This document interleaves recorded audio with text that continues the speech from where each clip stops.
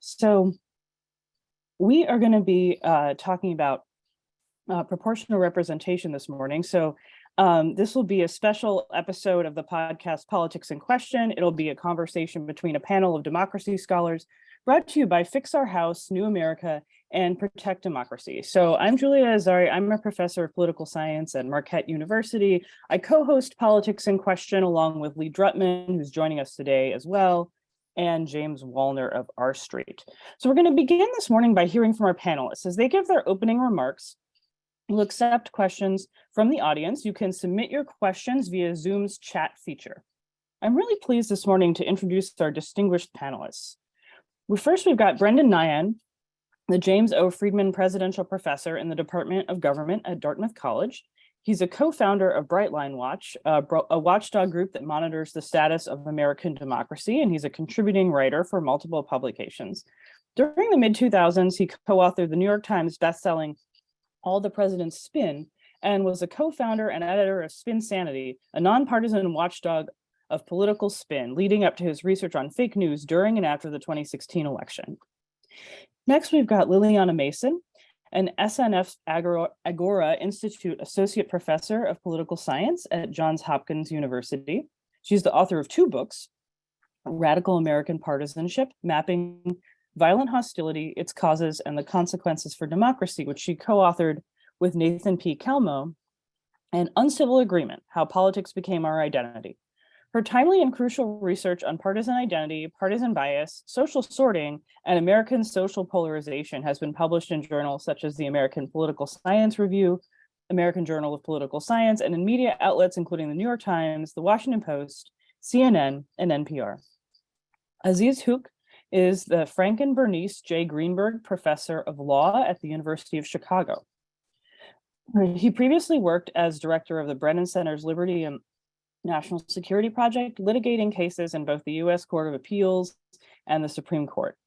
As a senior consultant analyst for the International Crisis Group, he's researched and wrote on constitutional design and implementation in Pakistan, Nepal, Afghanistan, and Sri Lanka. He was a law clerk for Judge Robert D. Sack of the U.S. Court of Appeals for the Second Circuit, and then for Supreme Court Justice Ruth Bader Ginsburg.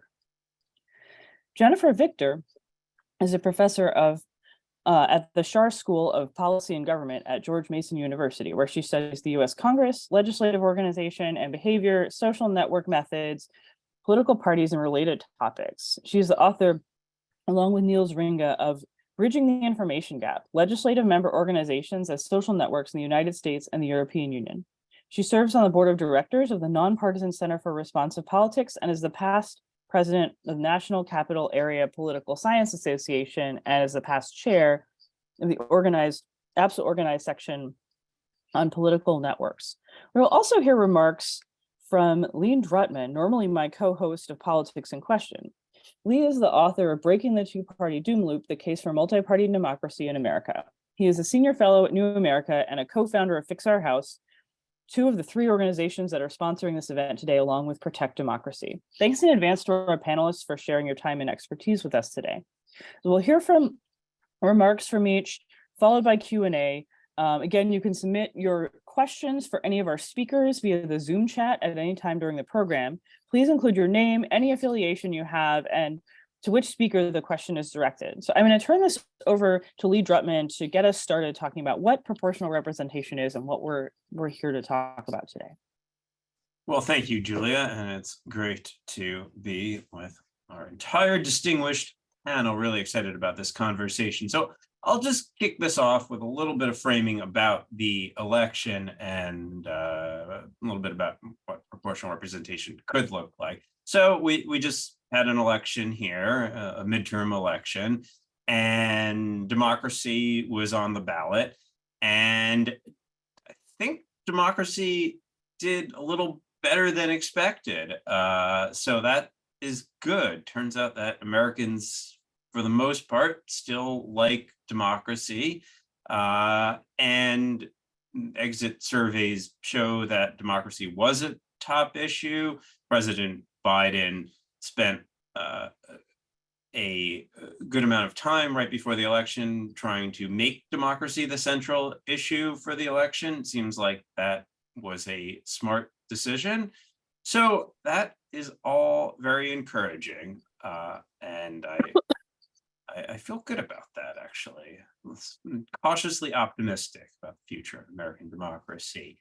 But I think the other thing that we need to reconcile is that despite widespread dissatisfaction with the status quo, Americans basically voted for the status quo, assuming Warnock and Murkowski win. Not a single incumbent senator will have lost. Only one seat flipped, despite about $17 billion, I think, being spent on this election. There was very little change. American politics remains extremely calcified. And most elections, most districts, most states were entirely uncompetitive. So really, we had this election in which very few Americans actually counted. We had this still this binary political system in which Americans feel like the other party is a threat, is the enemy. I don't think we really have a full sense of legitimate opposition in this country anymore. And this is a real danger to our democracy. Now, I think that if we move to a system of proportional representation with proportional multi-member districts, we would, one, see a voting system in which every voter counts equally, not just the people who live in swing districts. I think we would have more than two parties, which would break this binary, what I've called the doom loop of escalating hatred and disdain and dehumanization and norm breaking. So proportional representation is a system of voting that is pretty much the norm throughout advanced democracies around the world. It takes a number of different forms, and the ideal form, to me, is probably about 5 to 7 member districts with a modest threshold that would probably create space for 5 or 6 parties. Not too many parties, not too few, and it's totally constitutional. Article 1, Section 4 gives Congress pretty strong powers to determine how it's going to run its own elections. Now, how politically feasible is it? We'll come to that at the end, but proportional representation is not this crazy thing. It's really is the norm among advanced democracies. So I'm excited to hear from everyone else.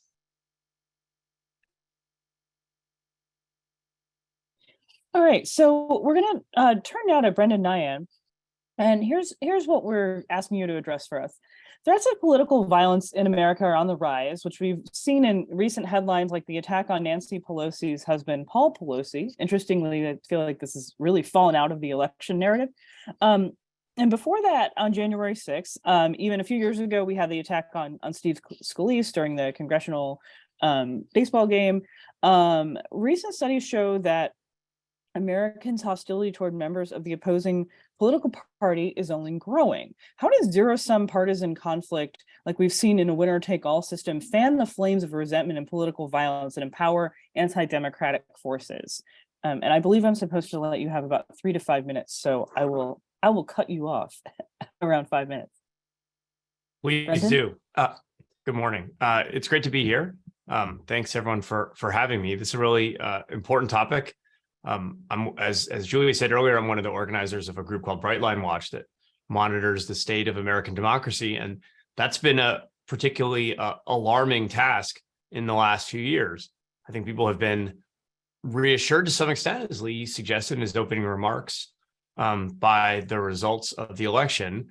But I've tried to be cautious in my optimism and to remind people that we're not out of the woods yet. Winning one election is not the same as stabilizing a democratic system that just faced an attempt to overturn the result of an election. and what could have been the beginnings of a violent insurrection. So this is a very serious matter, and of course we won't solve all the problems in American democracy in this panel, but I do worry specifically about the dynamics Julia identified in her question, that the zero-sum nature of American politics is feeding some of the worst, most dangerous and destructive tendencies we face, and empowering some of the worst elements in our political system. So just starting at a very straightforward level, the two-party system we have now is strongly oriented around negative affect towards the other party. And that may in turn encourage many sorts of norm violating behaviors or worse, the kind of violence that Julia referenced in her question.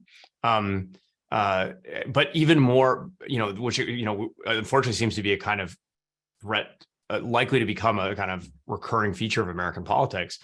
But even more broadly than that, that zero-sum nature of the other side is the enemy, and we must prevent them from taking and holding power, that is a powerful force, I think, in encouraging people to excuse norm violations and misconduct on their side. That's obviously been a central dynamic in the failure to effectively coordinate against Donald Trump and eventually to accept him and allow him to take over the Republican Party. And also a feature in how people can potentially start to question the Democratic Compact itself. It can seem intolerable to allow the other side to hold power, which of course is a central feature of democracy.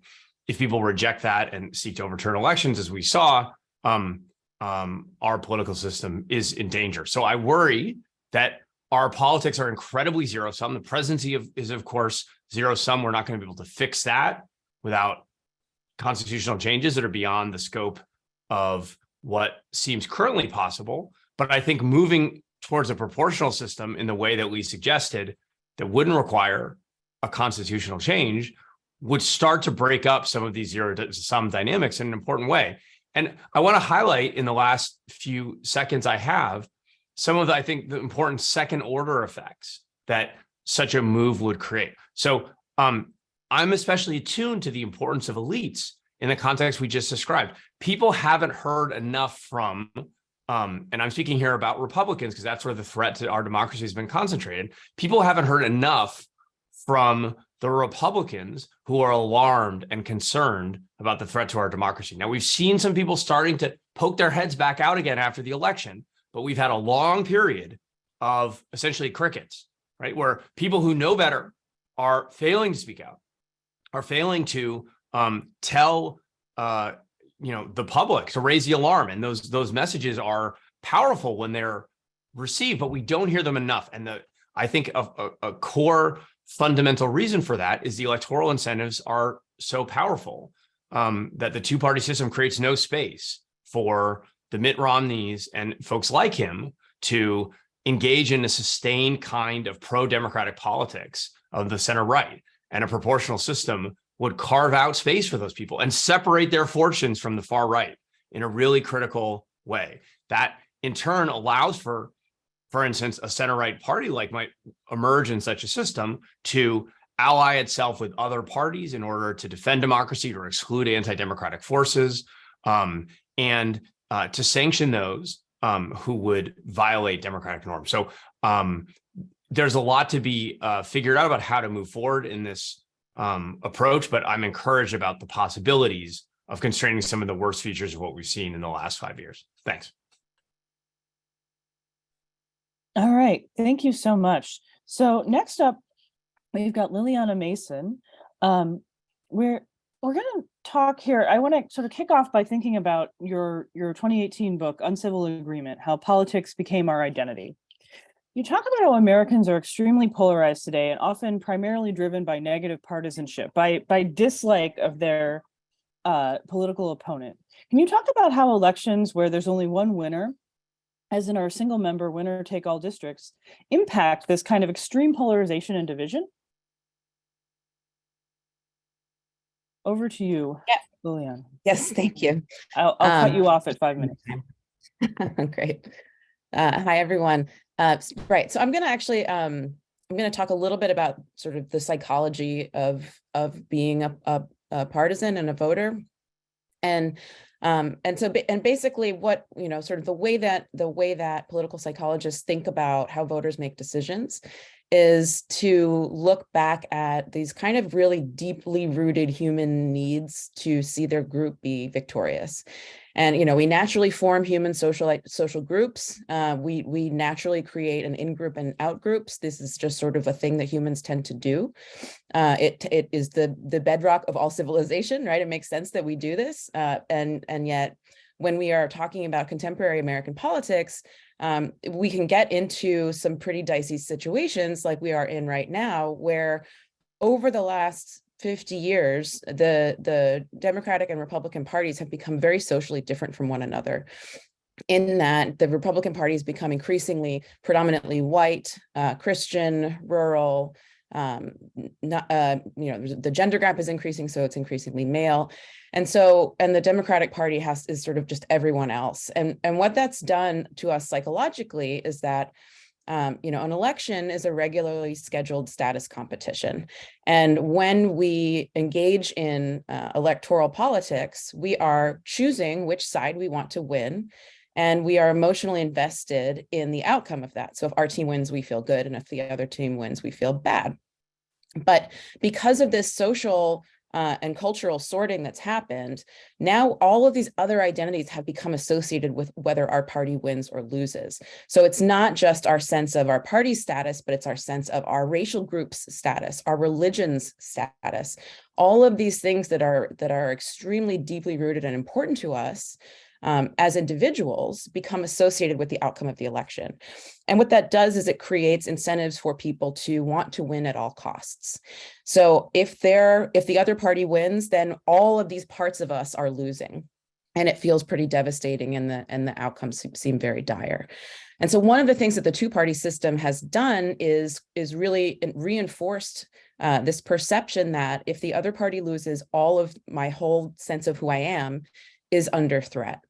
And what we know is that in other countries, in European countries that have multi-party systems, for example, the sort of hatred of the other party tends to be lower, partly because when you have a multi-party system, you have parties are forced to form coalition governments, which means that other parties are sometimes part of us and sometimes part of them. And if they ever have been part of the in-group identity, it's easier to feel friendly towards them. It's easier to trust them, to think of them as fully human and not evil. But when we're constantly seeing the other party as the enemy, it makes it very difficult for voters to ever kind of be open and conscientious about the humanity and the potential for compromise or collaboration with people in the other party. So if we were able to have to break this constant us versus them, Democrats versus Republicans psychology, that may provide a path forward where we might be able to have more productive conversations with people in other parties that we can sort of find ways to work with and make it less clear who our enemies are. And more important to sort of think about what legislation do we want to pass and who does that help, rather than am I winning or am I losing, which is really the way that the media tends to cover all politics in the US right now. So I'll stop there. Great, thank you so much. We turn now to Aziz Huq. You've written that any approach to political equality that depends on the courts is a losing battle, because most tools in the Democratic Reformer Toolkit, from regulating gerrymandering to enforcing voting rights to attempting to limit money in politics, are more vulnerable to litigation than ever before. Can you expand a little bit on what that means and how changing our electoral system could help to protect political equality? Sure. Thanks very much, Julia. And thanks very much to Lee and Protect Democracy and others at Fix Our House for putting together this panel. I think it is a common assumption in our political culture that the federal courts are a backstop that protects legal norms and therefore democratic norms. That assumption is reflected, for example, in the draft Electoral Count Act legislation that will be likely considered this lame duck session, which creates a judicial mechanism for resolving disputes about presidential electoral counts. That assumption, though, I think is profoundly flawed. And picking up on something that Brendan said, I think it is better to think about the role of the courts in respect to our polity as fundamentally destabilizing and contracting in relation to the window of democratic opportunity and participation. And so reform has to work around the obstacles created by the judiciary. Let me enumerate quickly 4 examples of case law that does that, and then let me say why I think those lines of cases have arisen. So over the past 2 decades, first of all, the Rehnquist and the Roberts Court have elaborated a series of doctrines that make it increasingly easy for states to directly limit the right to vote. This goes back to a decision called Crawford, in which the court authorized the use of voter ID based upon empirical assumptions about the frequency of voter fraud that were themselves at best contentious, probably more accurately stated false, up to a decision last year on vote denial claims under Section 2 of the Voting Rights Act, which were essentially extinguished by the court's reading of that statute. So that in this line of cases, the court has made it easier and easier for states to deny or to pick out groups and to deny them the right to vote. A second line of cases concerns the court's hostility to efforts toward non-partisan redistricting. Obviously, the court has declined to intervene to limit partisan redistricting or partisan gerrymandering, even as it's recognized that partisan gerrymandering may violate both the Equal Protection Clause and perhaps the First Amendment. We are likely to see a decision in a case called Moore v. Hartman later on this year or next year, in which the court expands the authority of state legislatures to act in ways that override state constitutional constrictions on partisan gerrymandering, and that may place out of reach independent redistricting commissions that almost a dozen or more states have adopted as a solution to partisan gerrymanders. So that's a second line of cases. The third line of cases touches upon the themes that Lilliana has identified. Since the early 1980s, the Supreme Court has been an entrepreneur on the national level of the kind of polarized identity politics that Lilliana has described.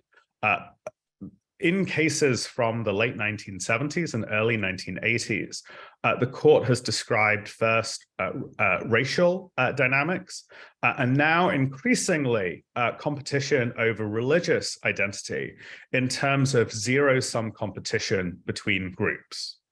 This is exactly the kind of binary contestation that leads to the pernicious politics that we're all, I think, resistant to. A quick word on why this is happening. The court has been majority Republican since the early 1970s.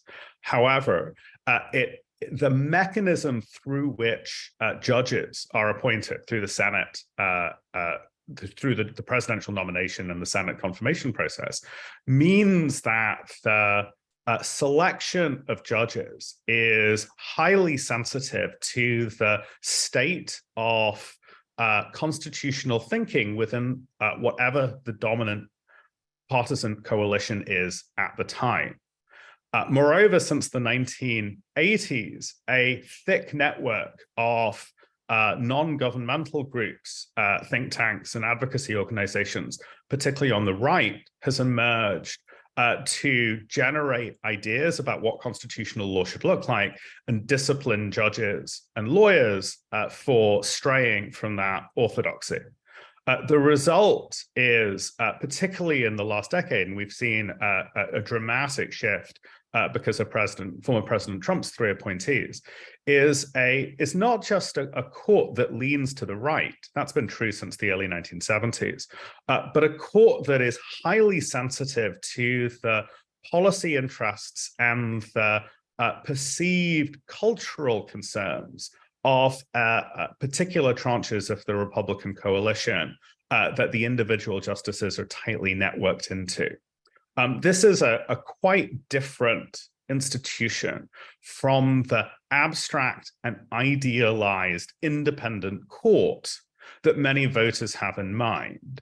And it operates as a bulwark against many forms of democratic reform that one can imagine. And I'll close just by saying that many of the proposals that Fix Our House and others have pressed with respect to proportional representation are importantly attractive because they do not fall victim to any, or they're not vulnerable to any of the counter-democratic pressures that the court, counter-democratic levers that the court has at its disposal. Thank you so much. We turn now to Jennifer Victor. You've recently told Voice of America that the more Americans live in places where they feel like their political identity doesn't match the majority or doesn't match the trends in their areas, the more disconnected they feel from their government and the more unrepresented they feel. And that can be one component of the destabilization in a democracy. Partisan gerrymandering rightly gets a lot of negative attention for exacerbating this problem, but there are other factors like natural geographic sorting, where people move to areas where people who think and vote more like them that make elections uncompetitive and make gerrymandering easier. Can you talk about how gerrymandering and uncompetitiveness are affected by our system, where congressional districts have only one representative, and how these problems might be addressed by multi-member districts and proportional representation? Yeah, I think I can be honest. Is my sound okay? I'm getting a little weird feedback here. Okay. And say that I have been slow to come around to focusing on gerrymandering as one of our most problematic problems, right? Because there's been a fair amount of political science evidence over the last number of decades that suggested that while gerrymandering may be problematic with respect to certain kinds of democratic concerns, it hasn't been a chief source of polarization, which has been one of the key things that a lot of scholars had been focused on over the last decade or so. But my view of this has softened to some extent as we have moved into an era where we now have more explicit partisan gerrymandering going on. It's hard not to think of a state like Wisconsin, where you are, Julia, when we think about partisan gerrymandering and the role that the court has played in sort of maybe a benign neglect of recognizing the consequences for democracy for allowing partisan gerrymandering to go on. But I think the key issue here that you raised in your question has to do with people's sense of political efficacy in terms of how represented they feel by the elected people who are in power. And as Lily was describing, as people's sense of partisanship is more closely correlated with these other aspects of their identity, including geography, and as we see more of that sorting, then this sense of sorting and living near people who are like me, and then if that side loses, if we are not the majority or something like that, then people lose this sense of connection, and this is likely connected to people's sense of declining trust in political institutions and their willingness to go to support extremism to protect that sense of status threat. But I guess I think the direction that I would like to some of the related issues here that I'm interested in raising is that while partisan polarization has been an increasing problem, both among political elites, elected people, and in the public, it in some sense is not our only problem and may not be our largest problem. I think the biggest threat to US democracy right now is the number of both elite candidates and then voters who essentially don't favor democracy anymore, who are essentially attracted to anti-democratic forms of government as a way of protecting that sense of status threat. And if we look at this last election, where maybe to somewhat of a surprise, we had more sort of traditional Republicans who are conservative but still follow democratic values. We had more of those candidates win. We had a lot of anti-democratic, small d, extremist candidates not win. And the idea that some of the evidence, it'll be a while before we could, I think, fully analyze this last election, but some of the running hypotheses that I think people are going to be looking at are that, to some extent, this idea that I think it was either Lee or Brendan was talking about, where democracy was on the ballot and Democrats were pushing that idea that democracy was on the ballot, and that perhaps had some kind of positive messaging effect. But then also a lot of evidence coming out about the effect of abortion, and that the states where abortion was on the ballot seemed to drive out voters, turn out voters who were interested in either protecting or not quashing reproductive rights. And so to me, all of that says that there is an appetite against extremism in the United States. So that the umbrella of those issues to me is that the extent to which in the 2016 election, many of us were surprised by the number of Americans who were willing to vote for something that political scientists at least saw as extreme. Maybe more people are aware of some of that extremism, or at least motivated to not help encourage it. The other issue that I wanted to raise here that I think is relevant to your question, Julia, is about the role of campaign finance. So there's, I think, maybe weak or moderate evidence in the political science literature about the relationship between how our campaign finance laws work and the effect of polarization and political extremism in our politics. And to the extent that this relationship is at least correlational, if not causal, I'm particularly interested in the extent to which we have seen what I think of as campaign inflation over the last several cycles. We're like practically doubling the amount of money going into campaigns at the federal level, but then also at the state levels. And so if we think of this like an economist, inflation is too much money chasing too few goods, right? So campaign inflation in my mind is too much money in the system, like too many donors chasing too few candidates. So one of the aspects of the Fix Our House strategy that I know we spent a lot of time talking about proportional representation, but one of the aspects that I'm really interested in is the idea of increasing the size of the House, increasing the number of representatives overall in the chamber, and the number of representatives that people feel are representing them at a local level, which I think could potentially affect this campaign inflation issue. If part of the problem is sort of too much money in the money supply chasing too few candidates, well, you increase the size of the House, now all of a sudden you've got more candidates. I think lack of regulation there is just going to exacerbate that problem in the end. Anyway, but I think it's a complicating factor in this whole scenario that is worth looking at. So those are I guess my initial thoughts. Okay, great. Thank you so much. All right, so we're going to turn it back to Lee. We've heard about challenges within the current electoral system and the political system more broadly, and how proportional representation might potentially help. So what we want to turn to now is feasibility.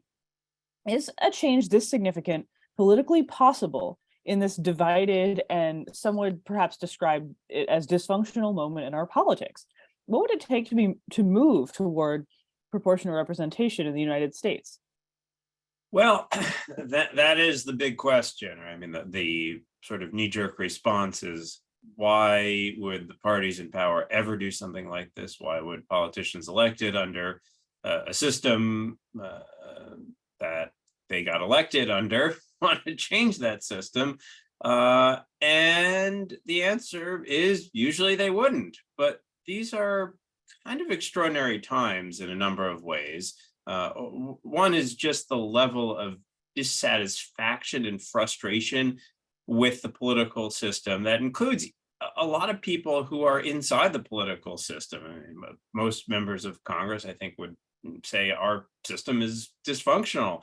And maybe we ought to find some better ways to make that work. I think when we think about political parties, what are political parties? They're just coalitions of groups and factions that have joined together to win elections. But I think many people within both political parties feel like the party as a whole isn't really the party that they want. I look at the results from midterms, and there was an interesting YouGov poll that only about a third of Democrats thought that Democrats' strategy in 2022 was the right strategy for 2024. Only about a third of Republicans thought the Republican strategy in 2022 was the right strategy for 2024. 2/3 of Americans say they want more political parties. So there's definitely demand for it for more choices from the public. There's definitely frustration among politicians. And also there's this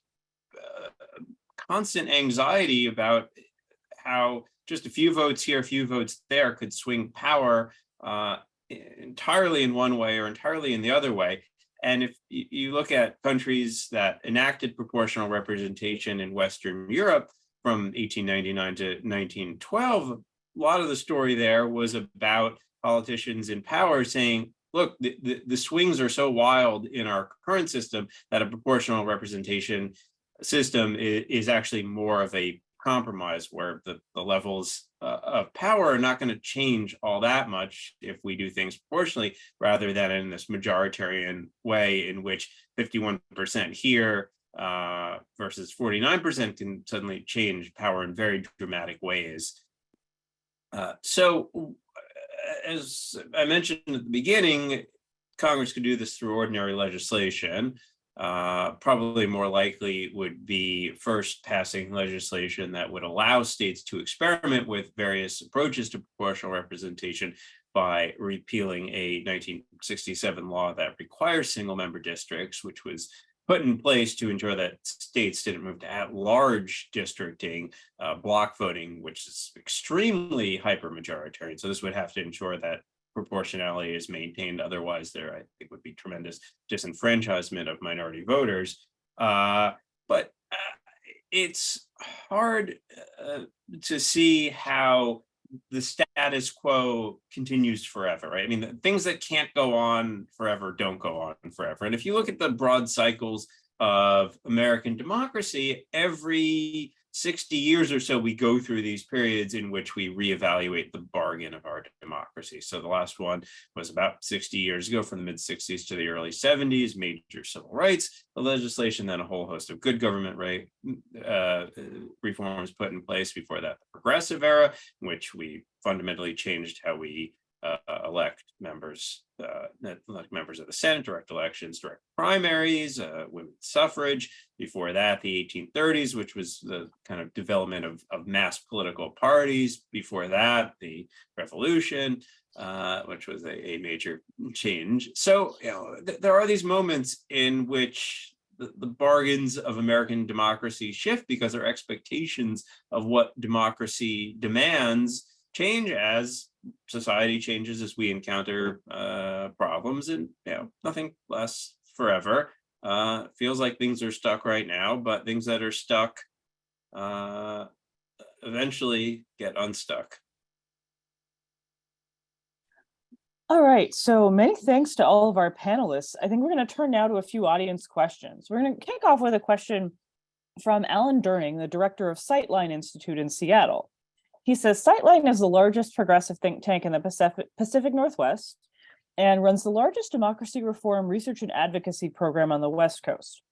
We campaigned for proportional representation in British Columbia in 2018 unsuccessfully, and helped win proportional representation in Portland, Oregon last week after 5 years of work. My focus and fixation, he says, and my question is, what are the best tactics and strategies for winning proportional representation in the United States, whether at the federal level or at local and state levels? And I guess that question can be for any of our panelists who want to jump in. Can I jump in there first? So the way that so let me start by saying to the questioner, to Alan, like, thank you. Like, just keep doing what you're doing, which might be a completely dissatisfying answer to what you want to hear. But the way that I think about achieving reform of the type of reform that Fix Our House is talking about is that there's two big buckets of ways to make major change in the United States. We can either do massive institutional reform of the type we're talking about, where you increase the size of the House and switch the whole thing to proportional representation and so forth. Like, this is pretty massive change. Or you can do much more local level, granular level, social movement level, neighborhood level kind of community reforms that eventually perhaps bubble up. And I think if you look at the history of basically any reform movement in the United States, history tells us that it always starts at the local level, right? The suffrage movement, the civil rights movement, the anti-war movement, the environmental movement, like all of these big reforms that eventually result in massive pieces of legislation. And when you get big things like the Clean Air Act and the Civil Rights Movement and the 19th Amendment and stuff like that, we focus on those big reform things that happen. But all of those big reforms are preceded by decades of local level movements. And so I think the more that we focus on what's going on in our own communities and supporting organizations at local levels, start putting a spotlight on the dozen or so states that are using proportional representation in their state legislatures in some forms, making it more familiar to people and less foreign at the level at which they can relate in their own lives, I think is some of the most important work that we can do. Is there any of the other panelists want to jump in on this question? Well, I mean, that the other broad point is that our sense of what's possible is ultimately a collective judgment, and that if we decide that something seems like it can't happen, then that becomes a bit of a self-fulfilling prophecy. Whereas I really think we are in a moment in which there's just a tremendous expansion of what we think ought to be possible. And it's a moment for really expanding our imagination. And that's, I think, on all of us. Okay, great. And I had one more thing, which is just that I think one element of potential optimism or a little bit of hope is that we saw a lot more split ticket voting in this election than we have seen in a really long time.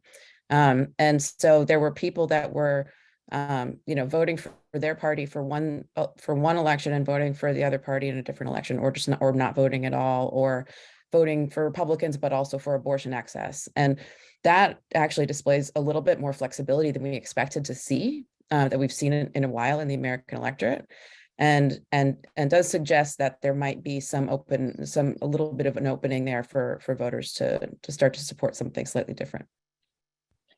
Thank you so much. All right, let's move to our next question.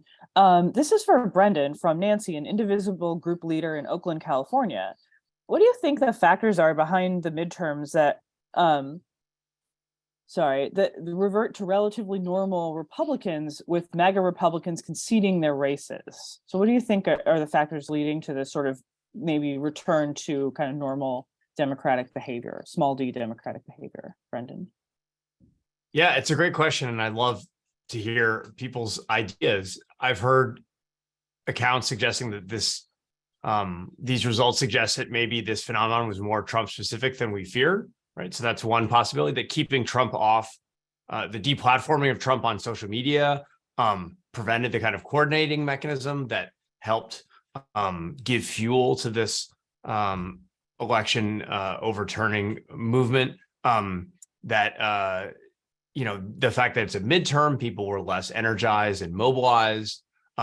It may be that Republicans weren't coordinated around this outcome as fraudulent because they were expecting to do well. And so that kind of broke up the coordination dynamics we saw in 2020. And then finally, it may be that the intra-party incentives to knife Trump in the aftermath of this outweigh the incentives to go after the results. So lots of people who might have spoken up and amplified the fraud claims are kind of keeping their powder dry or saying this is why we have to change direction.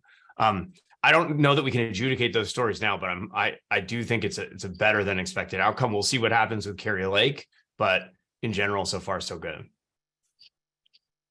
I would add that the apparent correlation of when elections have been the most challenged on these grounds is when Trump is on the ballot. So Trump not literally being on the ballot in this election may be affecting the way that people are reacting to it. There's some evidence in the partisan, the party history of the United States that when parties lose 3 elections in a row, that's when they start to finally change their tack a bit. And I'm a little still on the fence about whether or not we should put this election in the loss column for Republicans, because after all, they probably are going to own the House of Representatives, maybe only by a 2-seat majority, which is going to make things awfully interesting. And we may not see majority control be consistent over this Congress, which would be really interesting. But yeah, those were the points I wanted to make there, I guess. Yeah, great. Thank you so much. All right, we've got a third question here. Vernetta says, our republic is undemocratic from its founding. Since the powerful factions of the two-party system are so strongly motivated to maintain the status quo, how do we move to proportional representation, especially since the electorate tends to vote against its own interests in favor of the maintenance of a racialized caste system? Anyone want to jump on that? Lily? Just one thing that is that the sorting process that I talked about earlier really has kind of like isolated white supremacy in one party, which is bad because there's an entire party that is pushing for white supremacy, but it could be also good because there's an entire political party that's actually trying to move in a more progressive direction.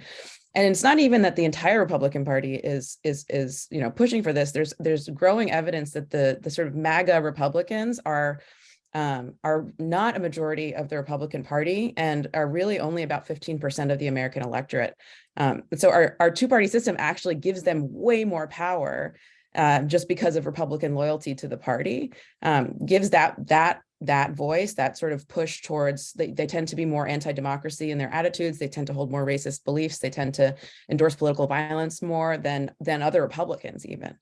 And so the idea of having more parties would actually isolate that group into its own far right-wing extreme sort of fringe party, which would never be more than 15% of the electorate, and allow our government to sort of move forward, hopefully, and make more progress without this 15% of Americans able to hijack the whole thing.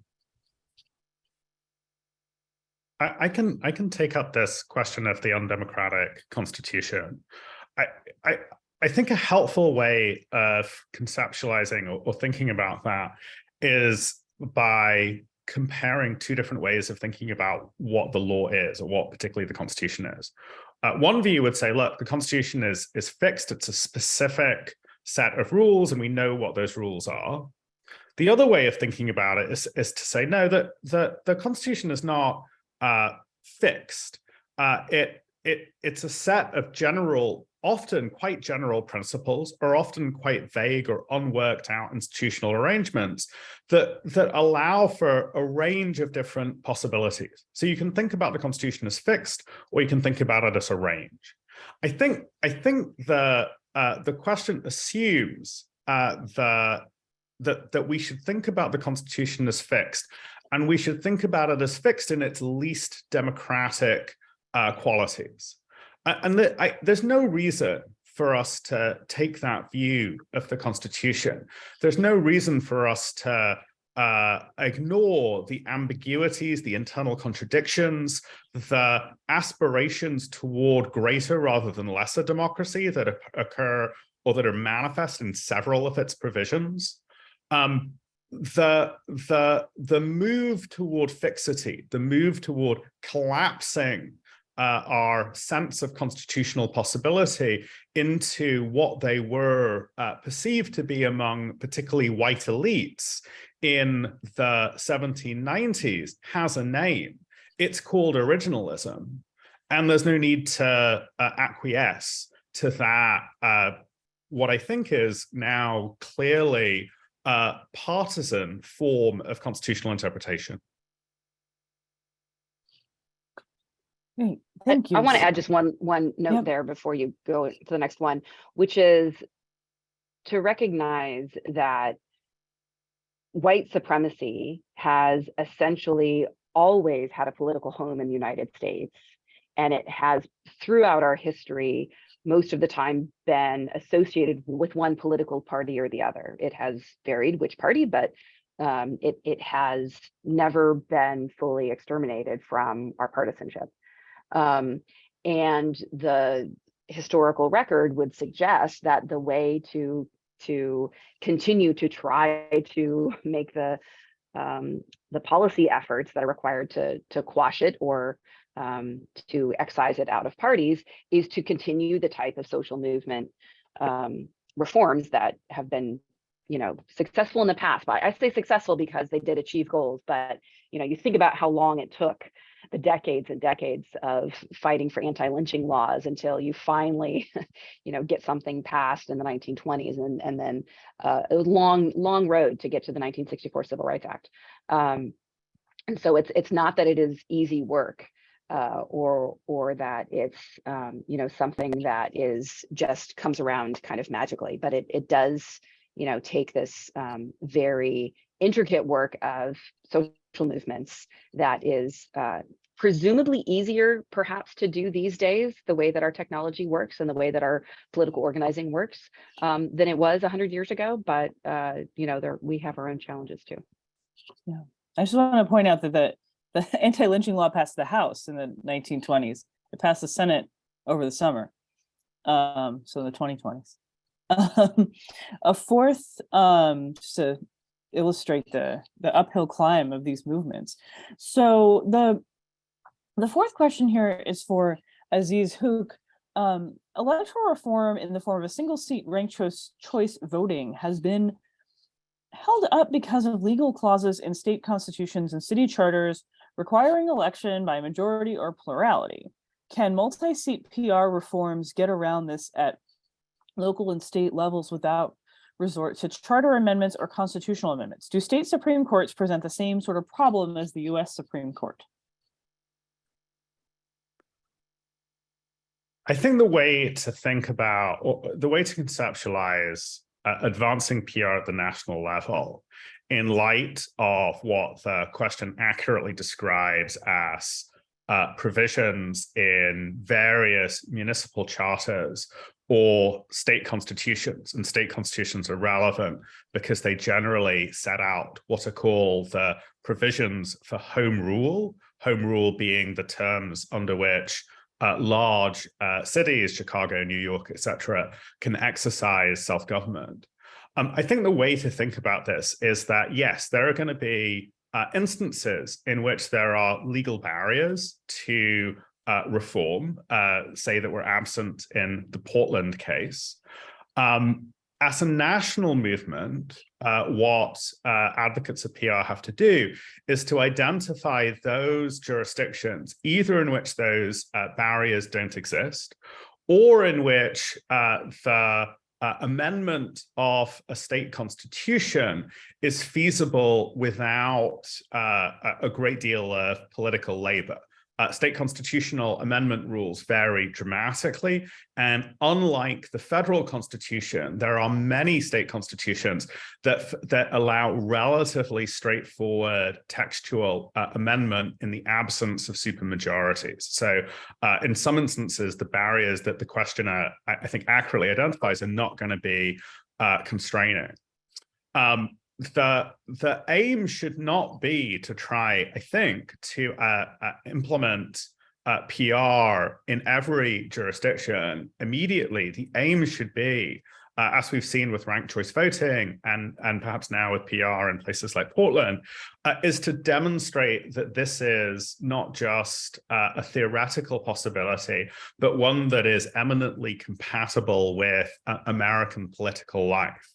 Right? We've forgotten that there used to be forms of PR in the early 1800s, and the restoration of its possibility as a practical matter through test cases is really important, even if it cannot be implemented across the map. The last point that the question makes about state Supreme Courts is very well taken, particularly given the results in Ohio and North Carolina, where you have supermajorities of Republicans elected to courts that have been very important in the redistricting context. Absolutely. State Supreme Courts, particularly when they are packed, are going to be instruments of potential democratic regression at the state level. We've seen this very graphically in Julia's state in Wisconsin, where the state Supreme Court's been active in troubling ways, particularly in the pandemic era cases. You know, even in states like Wisconsin, however, in April there will be an election for a state Supreme Court judge. That election, I think, will be competitive, and I think that there is a powerful argument to be had to appoint a judge who is not partisan-minded in ways that foreclose democratic reform. You know, maybe it's foolish to be hopeful for an election in the off cycle, but I have some optimism for that election. Thank you so much. I can assure you that folks are already starting to organize around that election with those very sorts of ends in mind. So we have time for one last question. We're going to take a question from Andrew Doty from the Rebuild Congress Initiative. He says, I would imagine some issue activists could see PR as a distraction or diversion from the issues they care most about, stopping climate change, building racial equity, abortion rights. Is that a criticism you've encountered, and how would you respond to it? Well, maybe Lee, you want to kick us off? I can jump in, right? I mean, I think these are all important issues, and we don't need to think of these as zero sum in the kind of attention space, although I can understand why somebody might. You know, I think on any of these issues, take abortion, you know, I think there's a broad compromise position that I think if we had a multi-party system organized around compromise, we could find a reasonable compromise that I think most Americans would feel comfortable with. But because this is an issue that both parties have wanted to use as a wedge issue at various times, it becomes harder to find a compromise position on this on climate. You know, another issue where I think you would see broad support for investing in reducing our carbon output and looking at polling. You know, I think for most measures, I see 70-75% support. But it's it's an issue that Democrats overwhelmingly support and Republicans are more divided on. Again, if this wasn't a binary political issue in which Republicans had to take the anti-climate position and they just had to be reflexively against investing in carbon reduction because that's what Democrats stand for, I think we'd see tremendous progress on these issues. I think there's a compromise on immigration that we would find. I think a lot of our issues are more unnecessarily divisive than they actually need to be, just because different parties see them as potential electoral wedge issues rather than issues to resolve, and nobody wants to be seen as giving the other side a win. Anyone else want the last word on this question?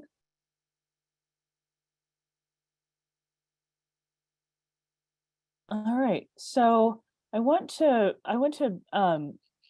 thank all of our audience. We had a bunch of great questions that we aren't going to be able to answer. Fix Our House and Protect Democracy are going to reach out and address some of those questions in the coming days.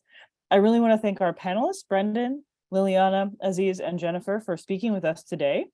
Any journalists who are present, you can feel free to use these responses in your reporting, and please reach out to us afterwards if you have any follow-up questions.